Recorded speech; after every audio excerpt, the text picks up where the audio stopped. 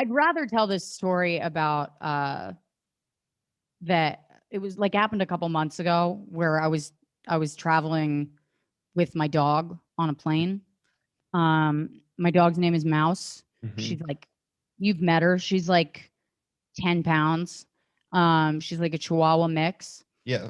And she's a really odd dog. Like she's not trainable. Like I've tried training her.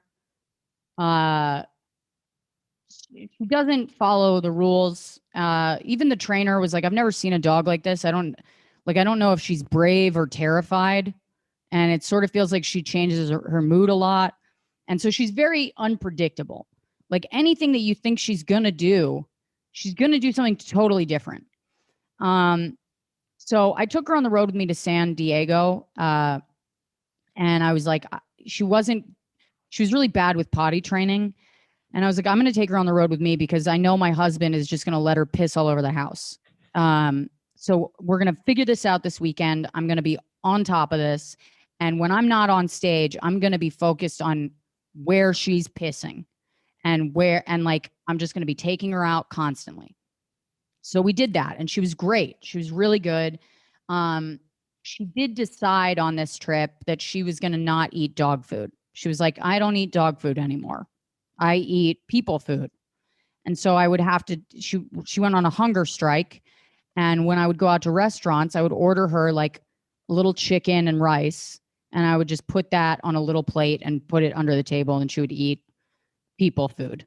Okay. So I was like, this bitch is the most spoiled dog I've ever had. But whatever, she's doing what I came here to do, and I'm proud of her, and we'll leave it at that. So weekend ends. We had no accidents. She was perfect, but she hadn't gone to the bathroom the night before, and I was like, "Fuck, we got to get up early. We got to go to the airport." And while we're in the car on the way to the airport, she farted in the Uber, and it was so bad. It was so bad that like if I had blamed it on her, it would have looked like it was me, you know? Because there's no way that a smell like that would have come from a dog her size. Yeah. So I had to apologize to the Uber driver. I was like, sorry, I like had Mexican food. I just started because you can't deny that it was happening. Like it was like one of those things where we're in it together. It's like a body bleeding out next to you. You can't what was the response of the driver? He was like, oh, it's okay. And he like rolled down the windows. I was like, Jesus Christ. So we get to the airport. I was like, I got to walk this bitch around the airport so that she doesn't fart on the plane. Oh man. Like that, you know? And so I'm like walking her around the airport and we get into the plane and like, you know, I was like, this is fine. We'll get on the plane. We got 6 hours. So she's good. She's totally good. Like we're like 3 hours into the flight. She's totally fine. She's in her little like mesh crate. And about 3 hours in, I'm watching a movie and the smell hits me. And it hits me and everyone at the same time. And it was the smell where it's like, that's shit. Like everyone turned around and they were like, that's not a fart. Like that's shit.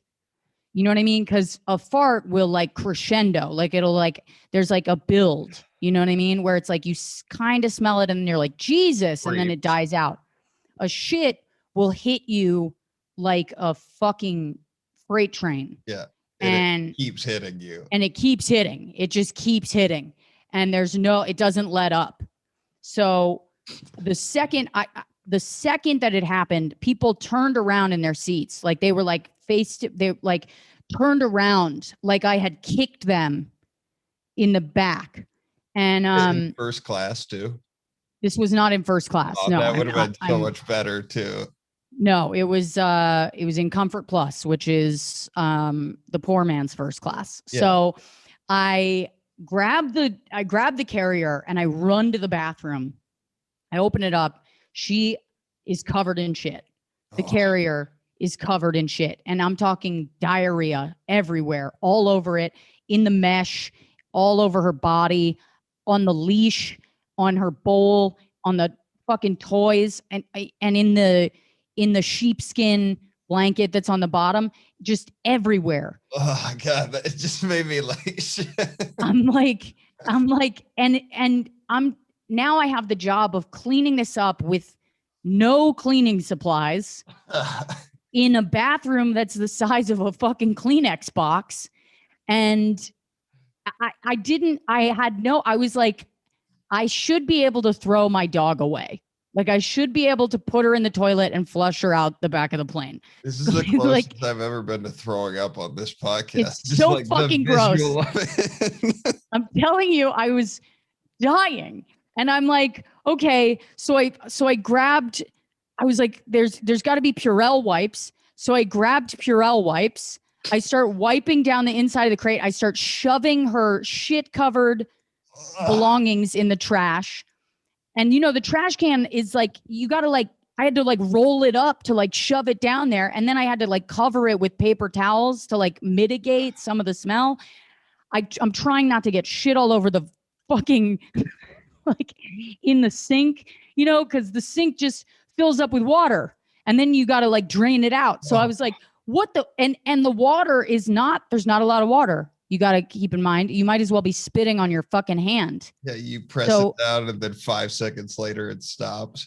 I felt like how Puerto Rico must have felt when Trump threw paper towels at a hurricane. I was like, how the fuck what am I supposed to do with this? Yeah. So I finally get all of this stuff cleaned up, right? I get everything in the trash can, everything else I flush down the toilet. And then I start cleaning her off. All right. I like start to be like, okay, I cleaned her off and I put her down and I'm getting everything ready to like go back out there. And all of a sudden I feel her little paws on my calf. And she was like, it was like I felt her say to me, I'm so sorry. I know you're busy, but there's more. And I look down and she's shit all over the floor. Oh she's shit all over the floor of the bathroom. And I'm like I was just like I did not know. So I grabbed more paper towels. I'm shoving those in the toilet because I don't want to leave them in the trash can because that's just going to be more shit smell. And I didn't know this. I didn't know you could actually clog a toilet, an airplane toilet with like that NASA suction that they have. You can clog those. I didn't know. So the toilet's fucking clogged. My dog is covered in shit. There's shit on the floor. I'm like, I have to leave the plane. I have to get out of the plane. This is the most traumatic shit. And in the middle of all of this, I'm thinking, do I really want to be a mother? Like, how do I, because if this is a kid, you can't give the kid back, you know? I'm like, you should be able to. I should be able to get off the plane, explain to somebody what happened and give them my dog. But so finally I got it all cleaned up. I got the toilet situation fixed. I had to use my foot to like unclog the toilet. And finally I'm putting her back in her crate and I was like, oh, she's going to be uncomfortable. I like took my hoodie off, put my hoodie in there, which was brand new. And so that she would be comfortable. Right. But then I come out of the bathroom and everybody's looking at me and I realize I'm wearing a completely different outfit. Like I took off the hoodie and now I'm in like a jumpsuit. And so I look like I changed clothes. Like it just looks like I shit myself. Just shit up the bathroom. And then brought my dog in with me. And it was the most embarrassing, horrific road story I've got where it wasn't even on stage, but it's like the perfect experience of like what being on the road is.